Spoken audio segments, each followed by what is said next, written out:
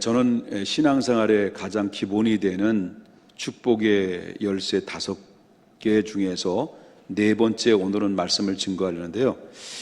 드디어 여러분들이 꼭 듣고 싶고 여러분들이 정말 원하는 설교를 오늘 말씀을 드리는데, 그것이 오늘 제목은 온전한 11조에 관련된 이야기를 드리려고 합니다. 이 말씀 듣고 싶으시죠?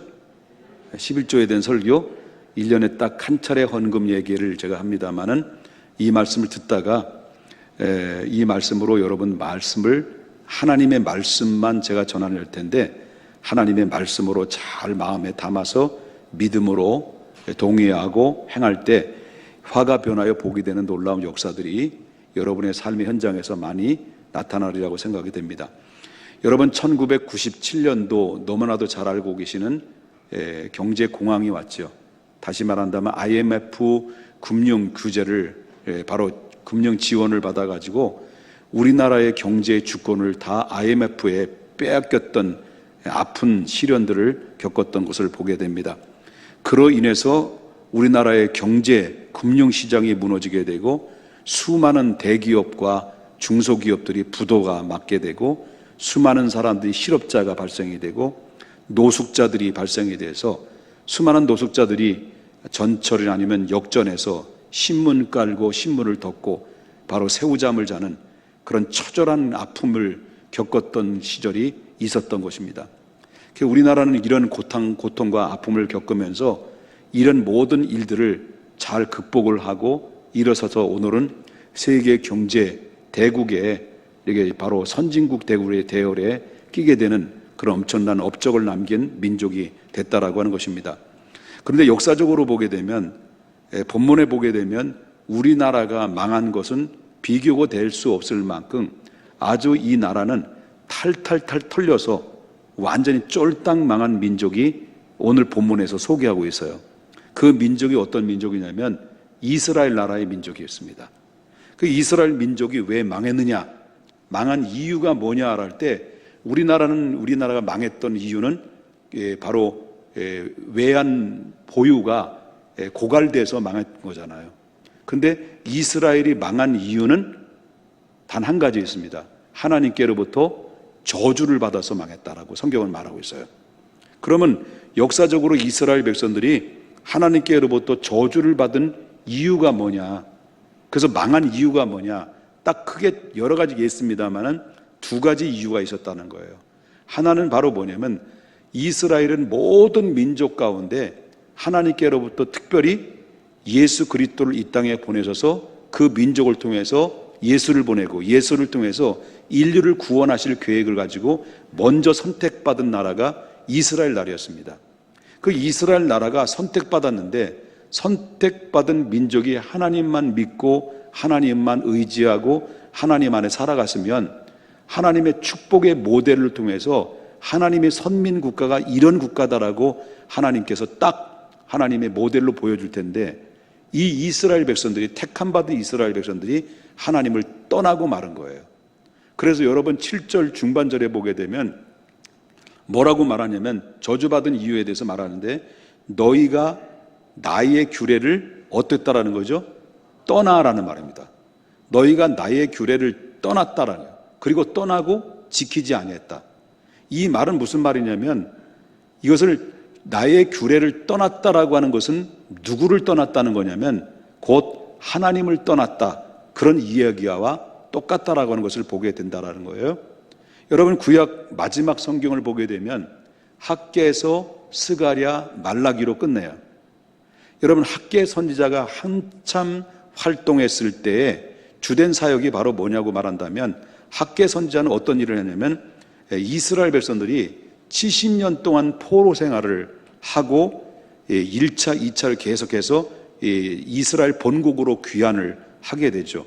우리나라 일제 36년 동안 의용군으로 끌려갔던 사람들이, 그리고 어떤 위안부로 끌려갔던 분들이 36년이 지난 후에 해방이 됐을 때 돌아오듯이 70년 동안 포로 생활을 마감하고 이스라엘 백성들은 자기 유대 땅 예루살렘으로 귀환을 하게 됩니다. 이 귀환을 하자마자 그들이 첫 번째 단행했던 것이 바로 뭐냐면 예루살렘 성전을 재건하는 것이었습니다. 한참 그들이 마음이 모아서 예루살렘 성전을 재건하는 그런 도중에 많은 방해 공작들이 있었어요. 70년 동안 거기에 같이 본국에서 살았던 모든 잡다한 혼혈족들이, 그리고 그 수많은 이 족속들이 바로 이 예루살렘 성전하는 것을 그렇게도 방해를 하고 반대를 하다 보니까 결국은 15년 동안 중단을 하게 되는 상황이 이랬어요. 그 15년이 지난 다음에 정말 가까스로 어렵게 다시 성전을 재건하는데 바로 성공을 하게 되죠. 여러분, 포로 생활을 하고 돌아왔으니 무슨 기반이 있겠습니까? 없죠. 그런데 그럼에도 불구하고 이스라엘 백성들은 바로 포로로 귀환하자마자 예루살렘 성전 재건을 하기 위해서 그 없는 살림, 있는 살림 다 끄집어내서 건축 헌금을 모아가지고 하나님 앞에 드린 거예요. 그 건축 헌금 모아진 걸 가지고 예루살렘 성전을 재건하고, 그리고 이렇게 탈탈탈 털어서 이렇게 하나님 앞에 헌금을 해서 예루살렘 성전을 재건해서 성공을 했는데, 근데 문제는 바로 뭐냐면 하나님 앞에 성전을 위해서 헌신을 했으면, 그리고 하나님이 복을 주셔야 될 텐데 그들은 복을 주실 줄 알고 드렸는데 복을 받기커녕 바로 뭐냐면 더 나아진 것이 별반 다를 게 없었다라는 거예요. 그러다 보니까 이스라엘 백성들이 점점 살림살이가 더 나아질 줄 알았는데 하나님 우리에게 채워주지 않고 오히려 더 어려운 문제가 발생이 되다 보니까 그들에게 제일 먼저 찾아온 그것이 바로 뭐냐면 하나님께 드려져야 되는 예배, 하나님께 드려야 되는 예배에 대해서 회의감이 생긴 거예요. 우리가 하나님 앞에 제사를 드리면 뭐하냐, 하나님 앞에 드릴 것 다 드렸는데 우리의 다가온 거, 우리가 받은 것은 아무것도 없고 점점 더 어려워졌는데 드려야 무슨 소용이 있느냐 라고 하다 보니까 하나님 앞에 예배에 대한 회의가 생기기 시작하죠. 그런 가운데 점점 그러다 보니까 하나님에 대한 예배에 관심이 점점 사라지면서 이스라엘 백성들의 주변 환경 안에 타락이 들어오게 됩니다. 타락이 시작이 되면서 그 타락 중에 원인이 한 가지가 있다고 한다면 바로 뭐냐면 우리도 이방인들처럼 한번 우상을 한번 섬겨볼까? 라고 하는 유혹이 점점 그들의 마음속에 스며들기 시작을 합니다. 이렇게 해서 이방인들이 섬기는 우상을 그들이 서서히 이스라엘 백성, 하나님의 택함 받은 백성들이 받아들이기 시작합니다. 서서히 받아들이기 시작하면서 한편으로는 하나님을 섬기면서 또 한편으로는 이방 족속들이 섬기는 우상을 같이 섬기면서 이스라엘 백성들 그 상경 중심 안에는 혼합 종교가 발생이 됐어요. 혼합 종교가 발생이 되다 보니까 어떤 일이 발생이 되냐면 자기가 함께 살고 있었던 아내를 버려요. 이방인들이 자주 하는 못된 버릇이 자기가 함께 살았던 아내를 버려버리고, 그리고 이 유대 백성들은 이방 여인들과 통혼을 해요. 통혼을 하기 시작하면서 이스라엘 백성들은 점점 바로 우상 숭배에, 귀신을 섬기는데 매력을 느끼기 시작하면서 하나님을 멀어지게 됩니다. 하나님에 대해서 멀어지게 돼서 이스라엘 택함 받은 성민이 바로 뭡니까? 하나님이 아닌 다른 어떤 우상업에 사람들은 빼앗기기 시작하면서 바로 수평 이동이 되는 이런 어려운 사례가 발생이 되고 있다는 거죠. 바로 이래서 바로 이스라엘 백성들은 서서히 그들은 하나님을 향한 관심이 떨어지고 예배를 드리지 않다 보니까 영적으로 병들기 시작했다는 것을 보게 됩니다. 여러분, 우리가 신앙생활 하잖아요. 신앙생활하는 사람들이 우리가 병이 들었다는 것은 무슨 신호일까요? 병들었다는 신호는 여러 가지 이유가 있고 여러 가지 신호가 오지만은 내가 어느 순간부터 하나님에 대한 관심이 서서히 사라지고 있다는 겁니다. 이게 병들고 있다는 시점에 놓여 있는 거죠.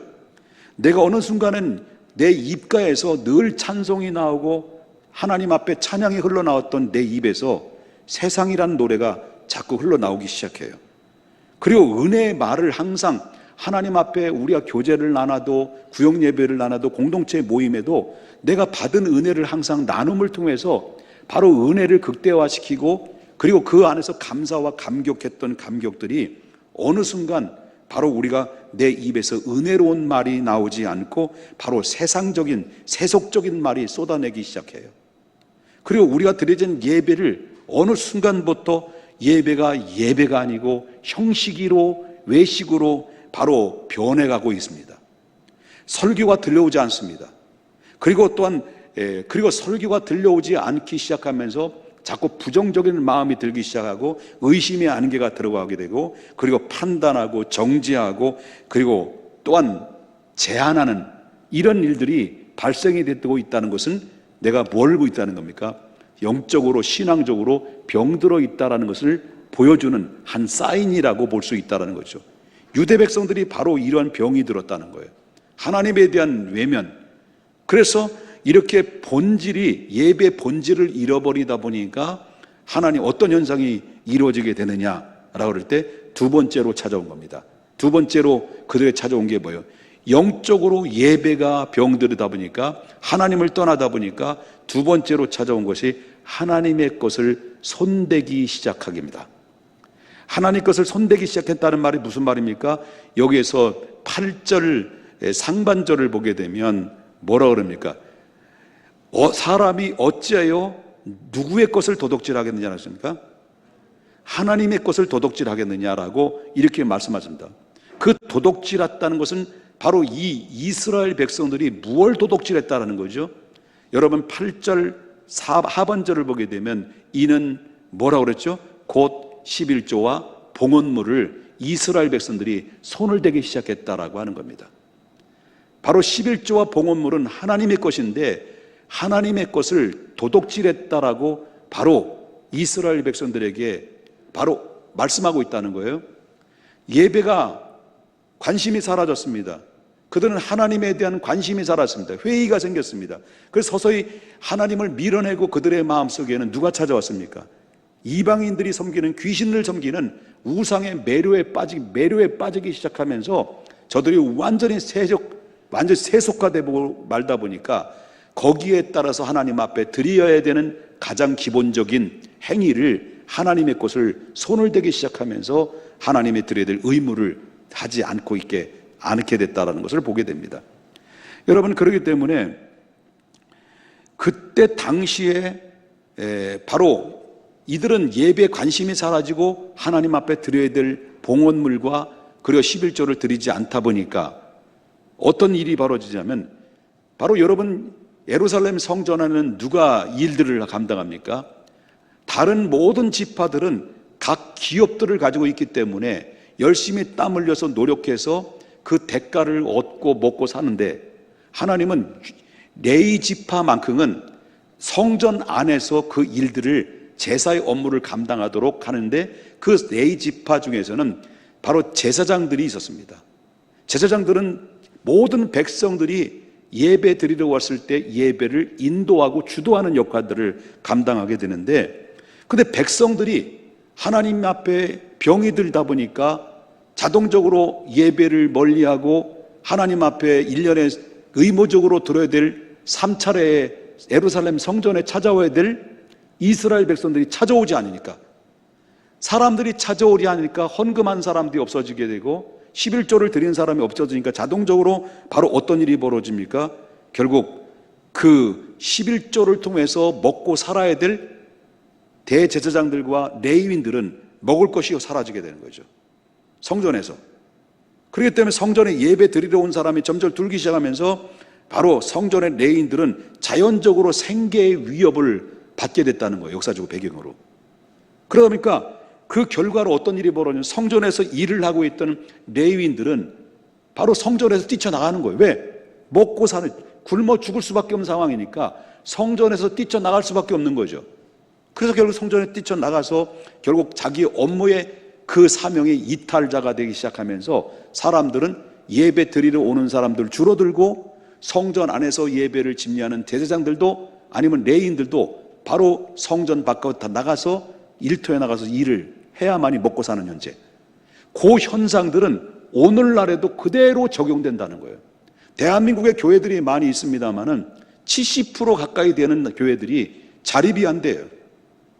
자립이 안 돼서 이들은 대학원 나왔습니다. 대학 나오고 대학원 나와서 단순히 하나님이 주의 종으로 부름받아서 하나님의 일을 감당하면서 개척을 하고 선교사로 가고 목회를 하지만, 이들이 만약에 목회를 하지 않는다면 이들은 벌써 세상에서 직장으로 보게 되면 아마 중직을 맡아서, 아니면 뭐 진급을 해서 상무, 부장 뭐 등등 위치에 올라올 수 있는 사람들입니다.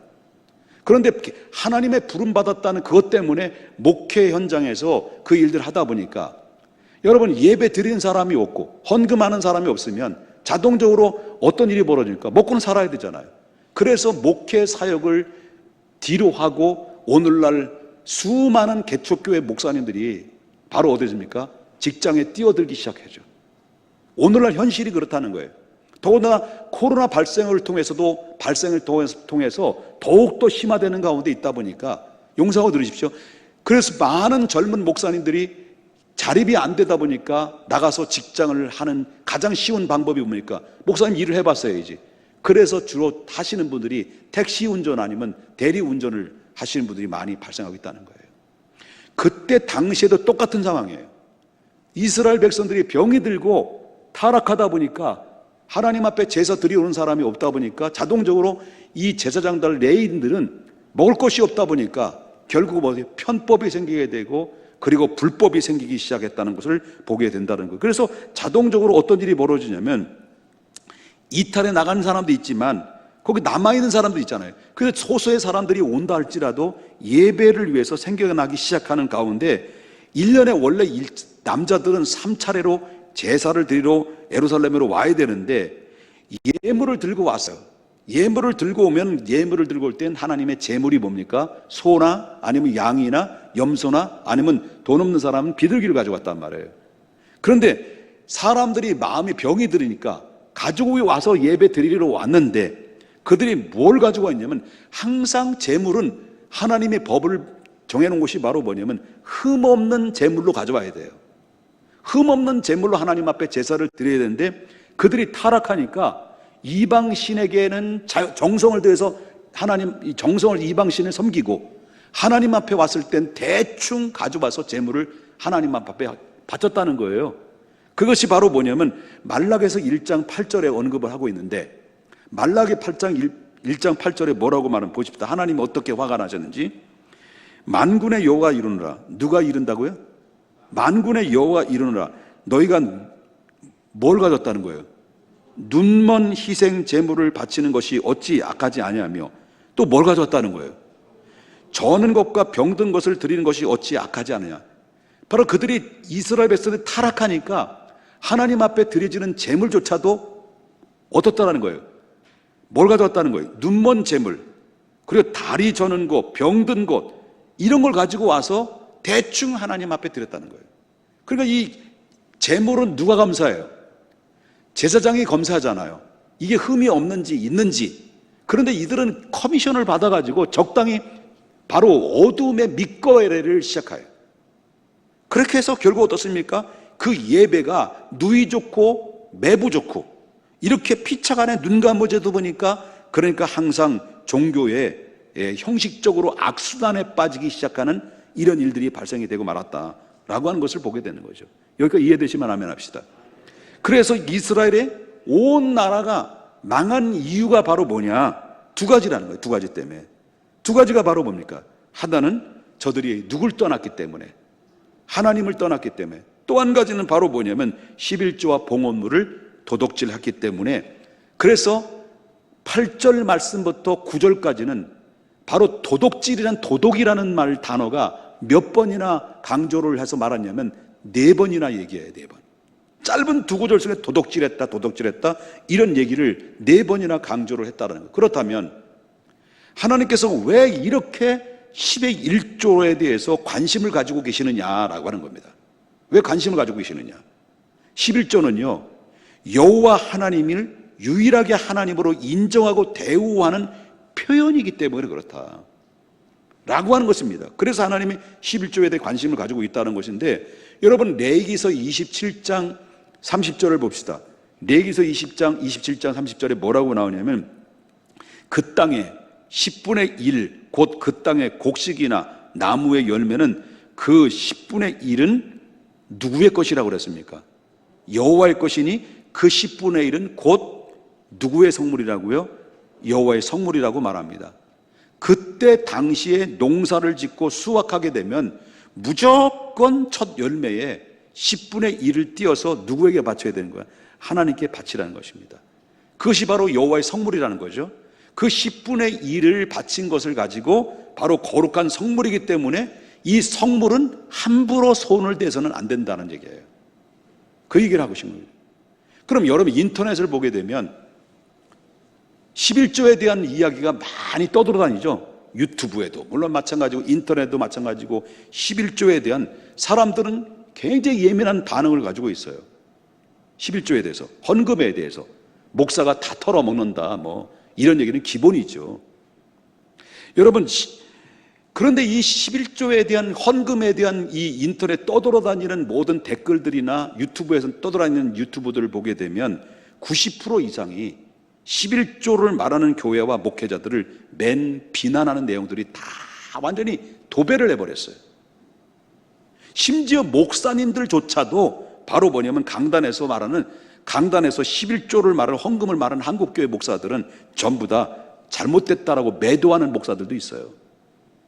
그리고 몇 년 전에 자살한 어떤 목사님이라고 얘기했는지 목사라고 얘기했는지 모르겠습니다만 자살했어요. 목사는 이 사람 꽤 명문이 있는 사람이 있습니다. 그가 하는 얘기, 입에서 나온 얘기가 뭡니까? 지금 한국교회 목사들이 11조를 이용해서 성도들에게 삥을 뜯는다. 삥 뜯어서 결국 목사들은 자기의 막대한 이익을 추구한다라고 이렇게 이야기를 한 적도 있어요. 맹비난하고 퍼부었다는 거예요.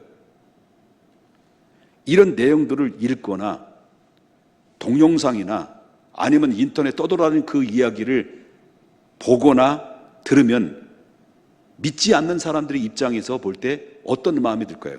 이야, 통쾌하다. 어떤 목사님이 글을 올 때 그 글을 올리는 그것을 통해서 야, 통쾌하다. 불신자들은 이 말을 보고 정말 100% 동감합니다. 당신이야말로 정말 이 시대에 진정한 용감이 있는 용감한 목사요, 진짜 목사다라고 막 박수를 치고 댓글에 막 칭찬이 자자하잖아요. 또 그 소리를 들어 그 글을 읽을 그 글을 반응을 본 그 글 쓴 이 인간이라고 얘기해야 되나? 이 목사는 어떻습니까? 댓글에 중독이 걸리는 거예요. 여러분 댓글 중독도 있어요. 그럼 막 반응을 보여주니까 중독이 걸린 거예요, 이게.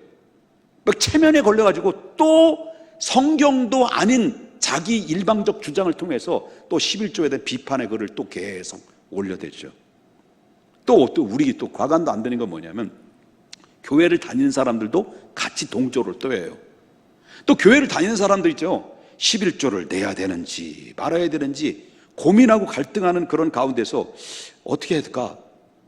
내자니 아깝고 안 내자니 체면이 있고 내가 명문이 집사인데 뭐 갈등이 있었을 때 이런 영상을 한 편 딱 보고 나면 이런 댓글들이나 이런 글들을 한번 읽고 나면 이거는 명쾌한 복음의 소식이다 라고 받아들일 거 아니냐는 거예요. 그래서 결국 11조를 드리고자 하는 마음을 내려놓는 사람들도 많이 있다라고 하는 거죠. 그러면 그들이 말하는 말들이 제가 말하고자 하는 겁니다. 그들이 말하고 있는 90%의 비판하고 하다못해 목사들의 입에서 나오는 그 주장들이 제가 말한 것은 이게 성경적일까? 11조를 부정하고 11조를 폐지론을 주장하는 이런 사람들은 나름대로 이유가 있을 거 아니에요. 이유가 있으니까 그런 글도 나오고 이유가 있으니까 11조에 대한 영상을 올리기도 그러지 않습니까? 이유가 있을 것입니다. 그런데 이유를 보게 되면 대표적으로 두 가지를 제가 정리를 한 적이 있어요. 그들이 11조의 폐기론자들이 그 나름대로의 이유의 두 가지의 이유가 바로 첫 번째는 바로 뭐냐면 예수님이 이 땅에 오셔서 십자가를 통해서 모든 율법을 완성했기 때문에 바로 율법의 완성과 함께 11조도 또한 폐지가 된 것인데, 왜 폐지된 11조를 가지고 왜 교회 목사들은 11조를 하라고 헌금을 하라고 이 강조하고 있느냐라고 이렇게 주장을 하고 있다라고 하는 거예요. 그렇다면 과연 그들이 말하는 것처럼 11조는 율법과 함께 폐지가 됐을까라고 하는 겁니다. 그러면 아니면 아니다라고 논리적으로 제가 여러분들의 설명을 해야 납득이 되니까, 논리적으로 제가 말씀을 드리고 싶은 것은 아니다는 거예요. 폐지된 게 아니다. 그렇다면 이걸 물어보겠습니다. 율법은 언제 누구로부터 왔습니까? 누구 때부터 왔습니까? 잘 모르시니까 제가 이 강단에 쓰죠. 자, 율법은 모세 때 하나님이 율법을 주셨습니까? 아브라함 때 하나님이 율법을 주셨습니까? 예? 아니, 틀려도 괜찮아. 그럼 물어볼게요, 제가. 모세가 먼저의 인물입니까? 아브라함이 먼저의 인물입니까? 그럼 아브라함은 모세보다 400년 이전의 사람이에요. 그러면 율법이 언제 왔을까요? 모세 때 했을까요? 아브라함 때 했을까요? 먼저 이야기한 게 답일 가능성이 높아요. 언제 했을까요? 모세 때죠. 그러면 아브라함은 모세보다 율법 받기 먼 이전에 400년 전의 사람이에요.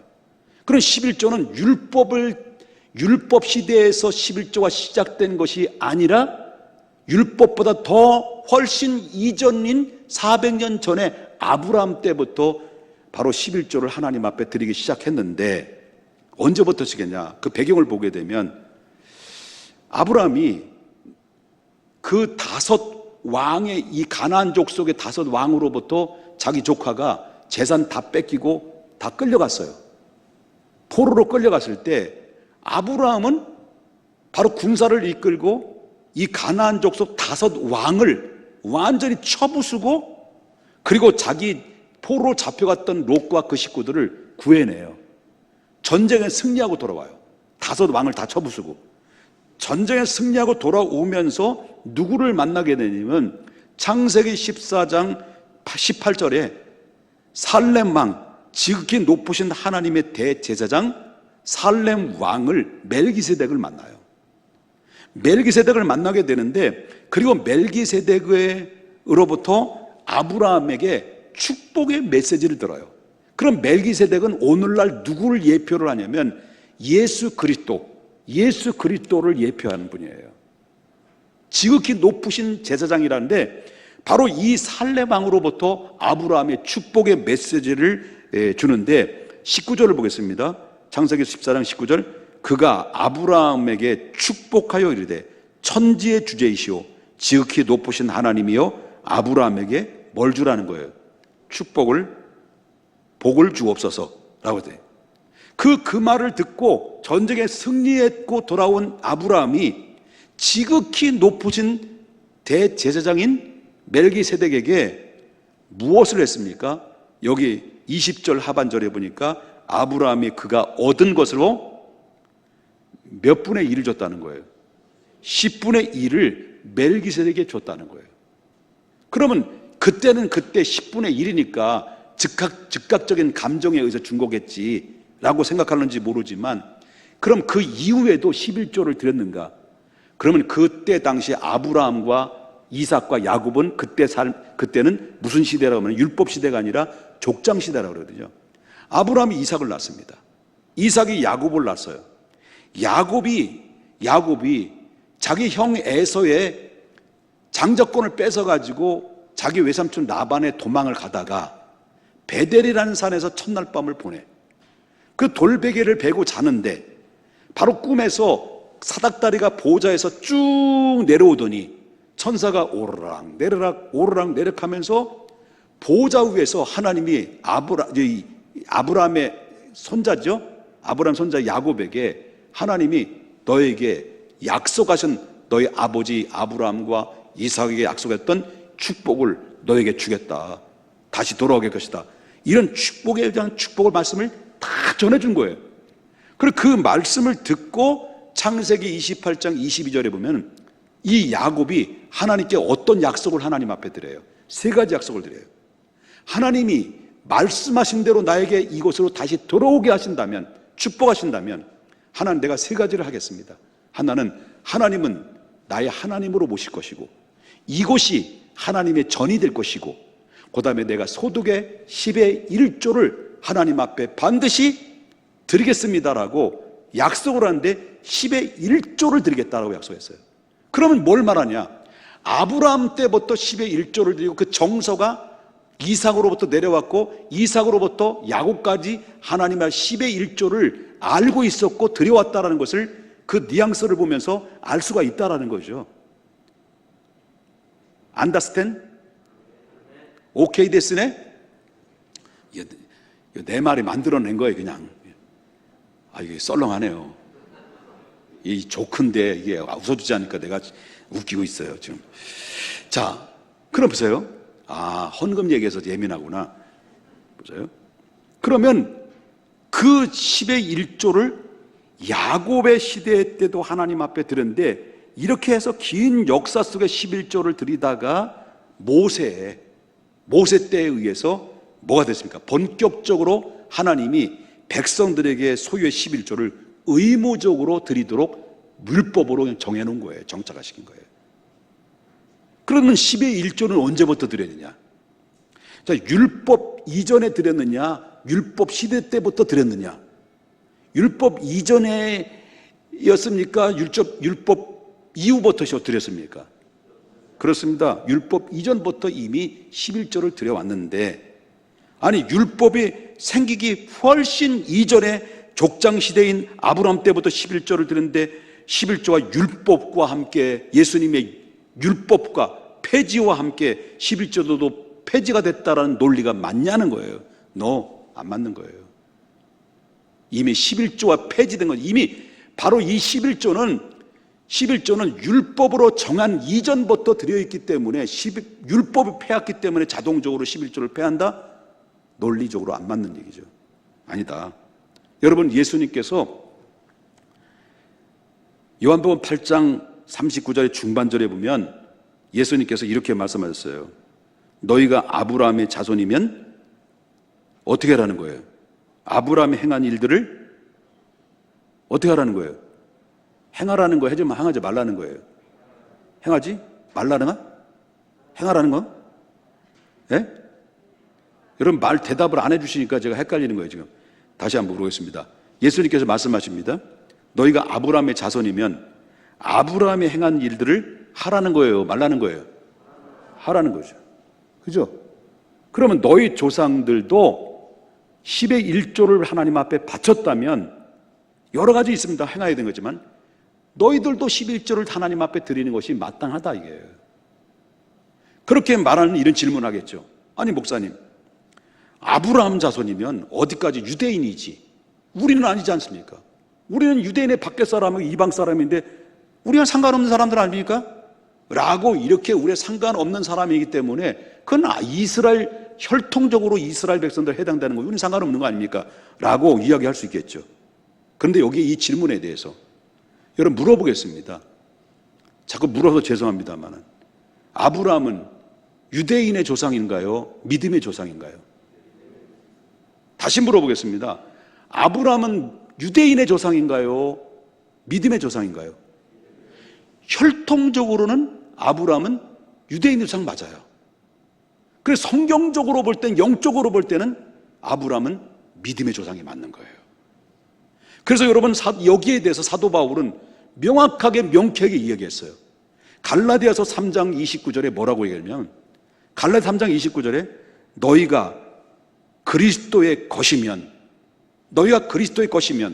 다시 말하면 너희가 그리스도인이라고 한다면 곧 누구의 자손이라는 거예요? 아브라함의 자손이고 약속대로 유업을 이을 자다 라고 말했다라는 거죠. 그러면 이 갈라디아서는 누가 썼어요? 바울이 쓴 거 아니에요? 누구에게? 갈라디아 교인들에게. 그럼 갈라디아 교인들은 유대인들이에요? 이방인들이에요? 예? 갈라디아 교회는 유대인들일까요? 유대인이 아닐까요? 유대인이 아니에요. 이방인들이에요. 그러면 무슨 말이냐면 바울이 뭐라고 말하는 거냐? 너희가 예수 그리스도를 믿는 그리스도인이라고 한다면 곧 아브라함의 자손이고 약속의 유업을 받을 자다. 여기는 누가 아브라함의 자손이냐? 혈통이냐? 혈통의 유대인을 말하는 것이 아니라, 바울이 얘기하는 것은 혈통의 유대인을 말하는 것이 아니라 열방을 초월하여, 종족을 초월하여, 민족을 초월하여, 그리고 얼굴 색깔을 초월하여 모든 세계 열방 속에 예수 그리스도를 믿는 사람들이면 구원받은 사람이라고 한다고 한다면 모두가 하나님의 자녀요, 모두가 아브라함의 믿음의 후손들이라는 것을 명쾌하게 밝혀주고 있다는 거예요. 왜 그렇습니까? 아담이 인류의 시조의 대표성을 가지고 있다고 한다면 그 타락한 아담을 다시 회복시키기 위해서 하나님의 대표성으로 누굴 선택했습니까? 아브라함을 믿음의 사람으로 선택했어. 아브라함을 통해서 예수를 나오게 하시고 예수를 통해서 모든 인류를 구원하시기 위한 하나님의 계획이 포괄적으로 다 들어있는데, 누구든지 그 예수 그리스도를 통해서 믿고 영접한 사람들은 혈통이 아니라 믿음으로 우리 조상 아브라함이 우리의 조상, 믿음의 조상이라는 것을 얘기합니다. 그러므로 예수님이 말씀하신 대로라고 한다면 너희가 아브라함의 자손이면 아브라함의 행한 일을 행하라, 이 말이 맞는 거겠죠. 여러분들은 누구의 조상이에요? 나 누구의 후손들이에요? 영적으로 아브라함의 후손들이죠. 왜? 믿음으로 천국을 이을 유업을 받을 자. 언제라도 주님 부르시면 기꺼이 천국에서 눈을 뜰 수 있는 사람들이 아브라함의 믿음의 후손인 주는 그리스도시요 살아계신 하나님의 아들입니다라고 고백한 사람들이 누구입니까? 믿음의 조상, 후손인 아브라함의 후손 믿다는 거예요. 그러므로 율법의 법조문의 계명을 폐하졌기 때문에 당연히 11조를 폐했기 때문에, 예수님의 십자가와 함께 율법을 폐했기 때문에 11조도 당연히 폐해진 거기에 11조를 드려질 의무가 없다라고 주장하는 것은 맞다 안 맞다? No, 안 맞다는 거예요. 논리적으로 본다면 그렇다는 거예요, 성경적으로. 그리고 두 번째, 11조를 반대하는 반대론자들의 말에 첫 번째, 예수님이 십자가와 함께 율법을 폐지했기 때문에 11조도 폐지했다, 그러므로 11조를 드린 건 잘못된 것이다 라고 말한 것이 아니다라는 것을, 11조는 율법 이전부터 뭘 드렸다고요? 하나님 앞에 아브라함 시대부터 드렸기에 폐지된 것이 아니다. 그 다음에 두 번째는 11조의 반대론자들이 말하는 것은 예수님도 11조에 대해서 한 번도 얘기한 적이 없기 때문에 11조는 드릴 의무가 없다, 이렇게 얘기하는 거예요. 그러나 그 말이 맞을까요? 아닙니다. 예수님이 정말 11조에 대해 얘기 안 했을까요? 자, 마태복음 23장 23절을 보겠습니다. 자, 마태복음 23장 23절에 뭐라고 나오냐면, 화 있을진저 외식하는 바리새인 서기관들과 바리새인들이여, 너희가 박하와 희양과 근처의 11조를 들이되 율법에 더 중한 바 정의와 국률과 믿음을 버렸도다. 그러나 이것, 제가 말씀드린 팩트가 뭐냐면, 그러나 이것도 행하고 저것도 뭐라는 거예요? 버리지 말라. 이 말씀은 예수님께서 그때 당시에 서기관들과 바리새인들에게 책망하신 말씀이에요. 그럼 그 책망이 어떤 말씀이냐면, 그때 신약 시대에 와서도 그때 당시의 서기관들과 바리새인들은 율법주의자들이기 때문에 그 율법에 따라서 철저하게 저들은 뭘 드렸어요? 바로 11조, 박하와 희양과 근처의 11조를 하나님 앞에 드려왔다는 거예요. 바리새인들도 신약 시대에. 그런데 문제는 뭐냐? 11조는 드렸긴 드렸는데, 그 11조는 하나님께 드리긴 드렸는데 어떻게 드렸다는 거예요? 어떻게 드린 거예요? 뭐가 담기지 않았다는 거예요? 정의와 국률과 믿음이 빠진 상태 속에서 드렸다는 거예요. 그러니까 이들은 뭐예요? 바로 11조는 열심히 드린다고 드렸는데 저들의 마음속에 드리는 마음의 자세는 뭐가 빠진 거예요? 정의와 긍휼과 믿음이 빠진 상태 속에 드리다 보니까 예수님이 지적하신 건 그것이 너희 형식이다. 외식이다, 외식.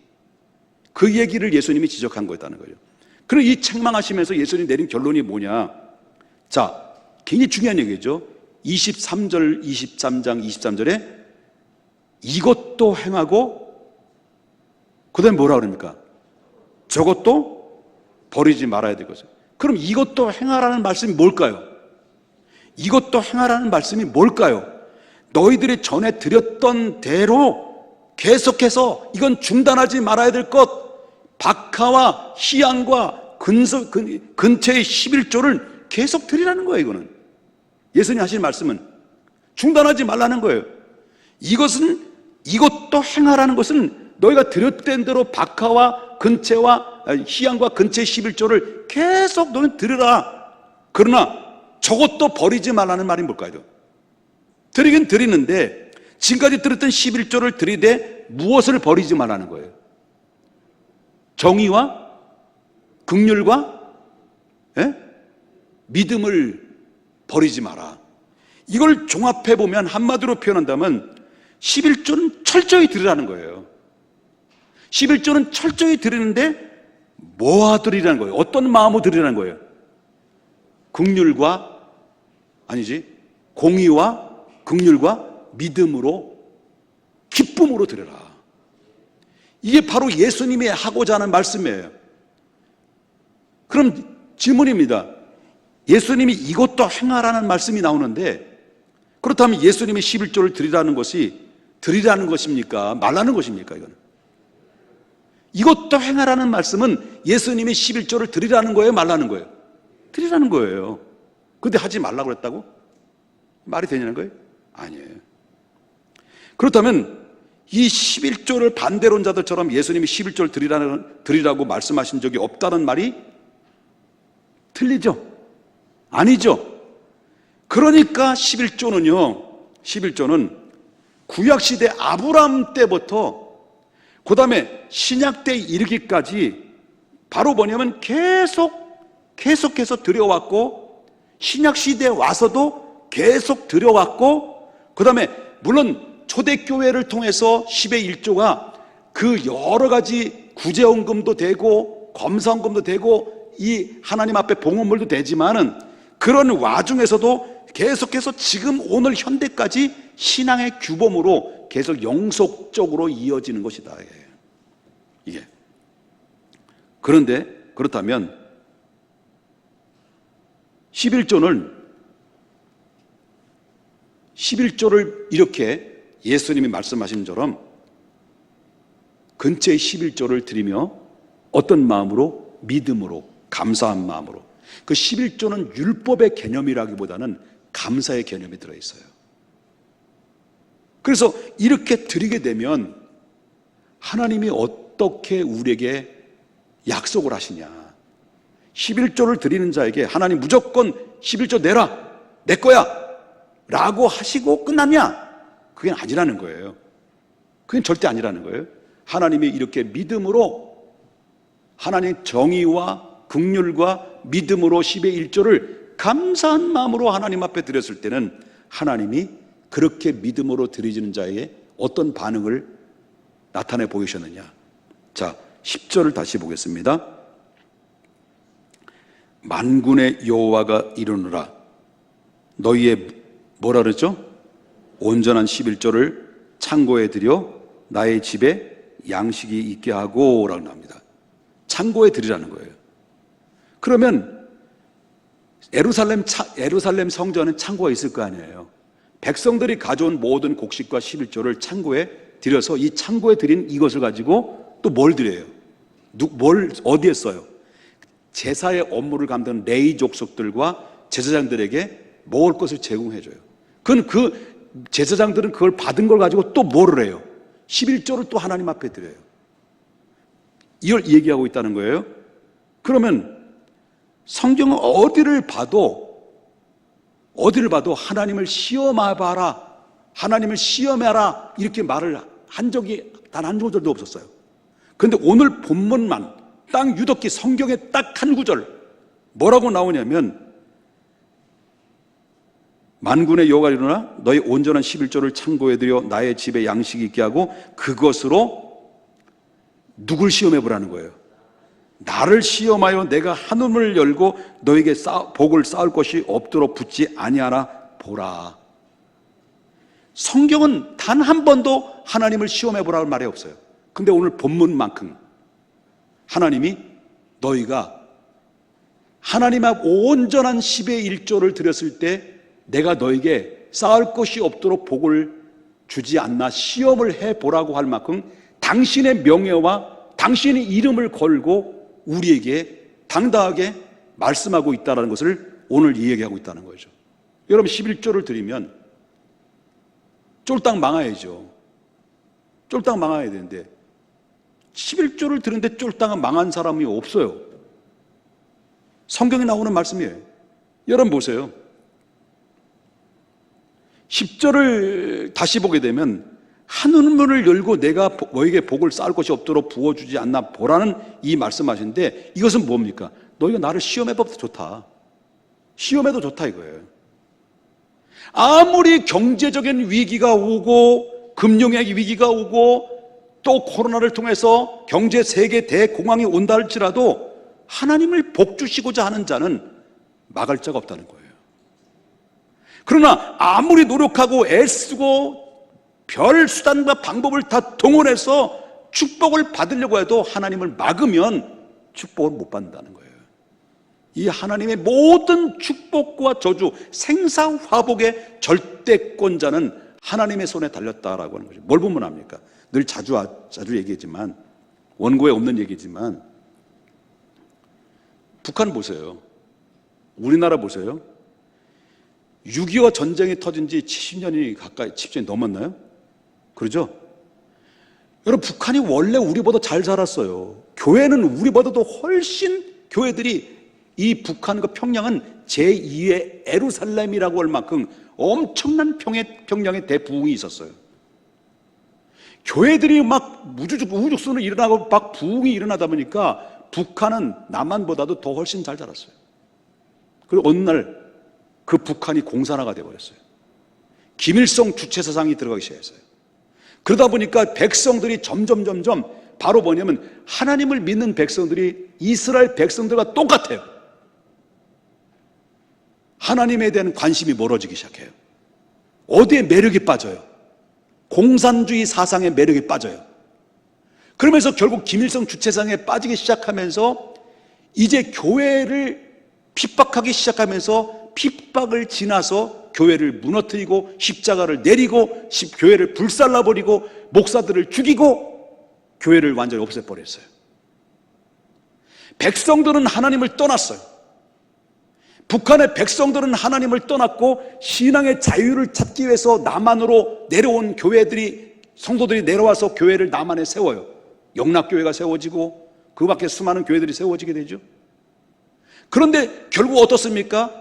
저들은 교회를 불살라버리고 교회를 꺾어버리고 교회를 핍박하고 김일성 주체사상으로 통해서 물들고 있는 70년이 지난 이후에 오늘 보면 하나님이 말씀하신 것처럼 너희가 저주를 받았다는 이 저주가 동일하게 적용된다는 걸 보게 되는 거죠. 하나님을 믿는 백성들이 예배를 떠나고 하나님과의 내 것을 구별하지 못하는 사람들에게는 하나님께서 이스라엘 백성들이 역사 속에 뚜렷하게 보여준 것은 바로 뭐예요? 하나님 축복을 막았다는 거예요. 축복을 막았다.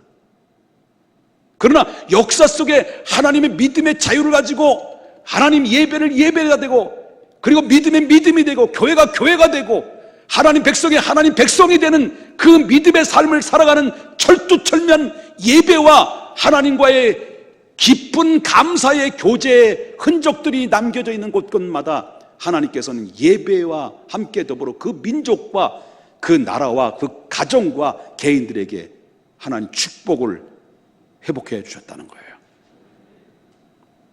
이게 바로 뭐냐면 이스라엘 역사 속에 보여준 것이고 오늘날 그대로 우리의 삶의 환경 속에서 우리가 뚜렷하게 나타나는 것을 보여주게 된다라고 하는 거죠. 여러분, 11조는 드리는 자에게는 성경의 약속을 또 하고 있죠. 복을 주시지 않나 보라 라고 말하면서 말라기서 11장 3장 11절부터 12절 보겠습니다.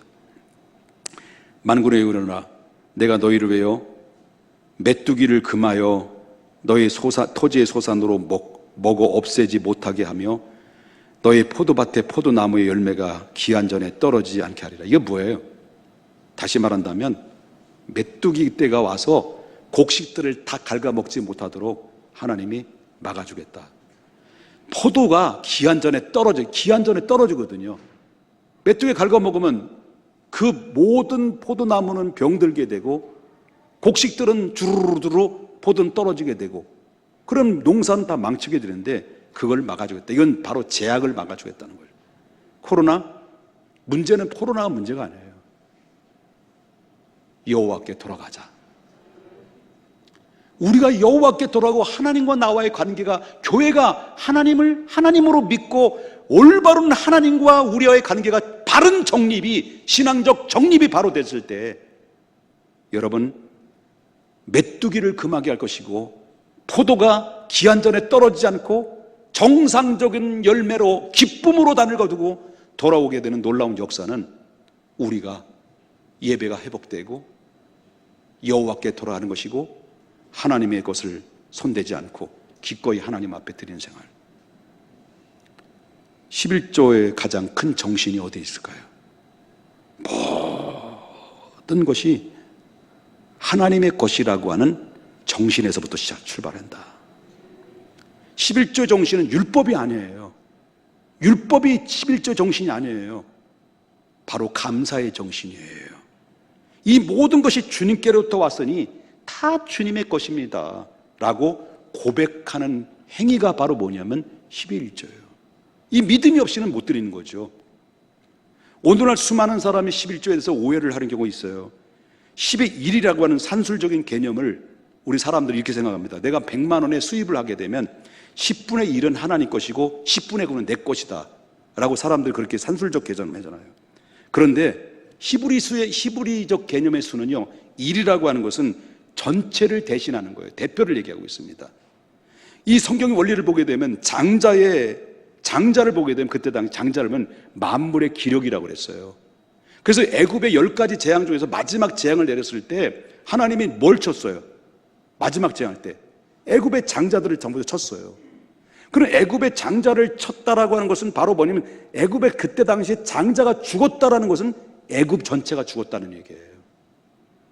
애굽의 장자를 심판했다는 거, 하나님이 애굽 장자를 심판하셨다는 것은 뭘 심판했다는 거예요? 애굽 전체를 심판했다는 거예요. 그리고 우리가 11조를 드린다라고 하는 것은 10분의 1을 떼어서 드리는 것이 아니라 지금까지 우리가 잘 먹고 잘 살고 누리고 잘 살 수 있었던 것은 다 하나님의 은혜의 결과라고 하는 감사의 정신의 전체 중에서 첫 것을 대표로 포함하고 있다는 것을 보게 된다는 거예요. 동시에 나머지 9도 누구의 것이라는 거예요? 하나님의 것이라는 거예요. 그러므로 우리 11조를 드릴 때 어떻게 드려야 됩니까? 나머지 9도 하나님의 것이기에 내 멋대로 내 쾌락과 죄 짓는 데 쓰지 않고 나머지 9도 주님의 기쁘신 뜻대로, 주님이 원하시는 뜻대로 하나님 쓰겠습니다, 사용하겠습니다라는 고백이 담겨져 있는 가운데 드려져야 된다는 거예요. 이런 11조를 드릴 때, 이런 믿음으로 드릴 때 예배가 회복되고, 그리고 또한 여러분들이 드려지는 예배가 이 11조의 개념을 정확하게 이해를 하고, 이 모든 것이 하나님의 은혜입니다, 이 모든 것이 하나님의 축복입니다라는 이 고백에 담겨져서 10의 1조를 드리는 그 사람의 마음은 어떨까요? 기쁜 거예요. 저도 가끔마다 하나님 앞에 헌금할 때 조금은 좀 덜 드렸으면 좋겠다 하는데 우리 집사람은 아니야. 집사람 헌금 드릴 때 봉투가 몇 개인지 몰라, 그냥 널려져 있어요. 그러면 드릴 때 막 싱글벙글, 그날 11조 드리는 날은 싱글벙글 웃어요. 하나님께 드리는데 내게 나가는데 왜 웃을까? 내 입장에서 만약에 이런 입장에서 볼 때, 부정적인 입장에서 볼 때는, 아니 하나님 내 거에서 저 사람이 11조와 감사헌금과 일천번제와 그 다음에 또 건축원금과 뭐 한 가지수가 몇 개인지도 몰라요. 그냥 그러면 그거를 들을 때 내 것을 가지고 하나님 앞에 헌금하는데 저 뭐게 좋다고 이렇게 그러냐라고 할 수 있잖아요.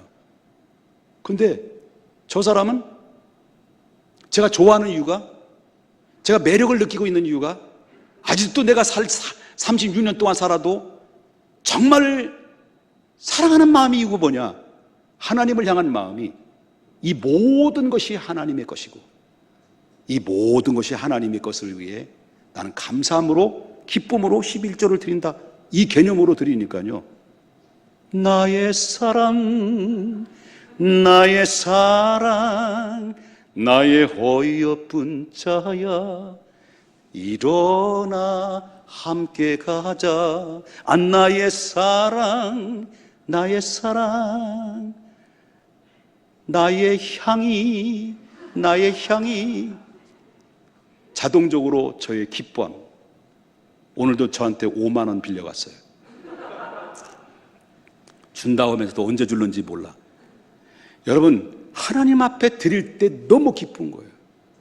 여러분, 저에게 여러분들이 드리는 헌금을 통해 사례를 받지만, 사례를 받는 그 사례 중에서 상당 부분이 저희 집 사람이 헌금을 해요. 좀 여보, 좀 속으로 어떤 그런 때가 있어요. 너무 지나친 거 아니요? 아니요.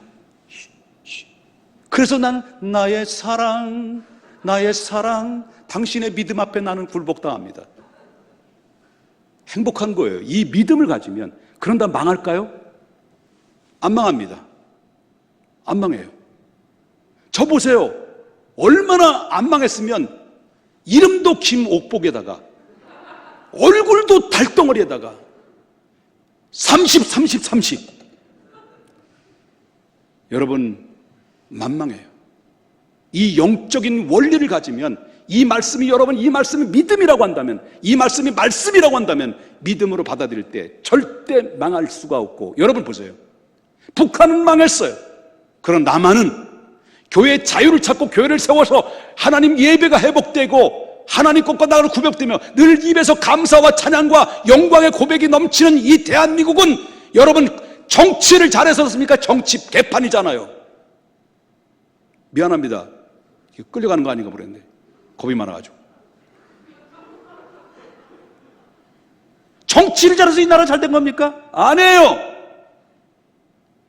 세계의 선진국 대열에 당당하게 2021년 선포됐잖아요. 선진국이라고. 10개국에. 이게 그냥 되는 걸까요? 우리보다 훨씬 잘 살았던 북한이 예배가 중단되고 타락하고 김일성 주체사상에 완전히 무너지는 이 예배가 결국 70년 만에 저주받아서 지금 세계에서 가장 불쌍하고 허덕이며 굶주림 속에서 살고 있는 저들의 모습을 보지 않습니까? 하나님은 살아계십니다. 여러분, 하나님의 말씀은 그렇다면 그렇다고 믿으셔야 됩니다. 믿음대로 되는, 믿음대로 되는 놀라운 역사가 여러분의 삶의 현장에서 차고 넘치기를 주님의 이름으로 축복해요. 설교 오늘도 역시 길었습니다. 마지막 다음 주에 선교에 대한 이야기인데 다음 주에도 역시 길 것입니다. 기도하십시다.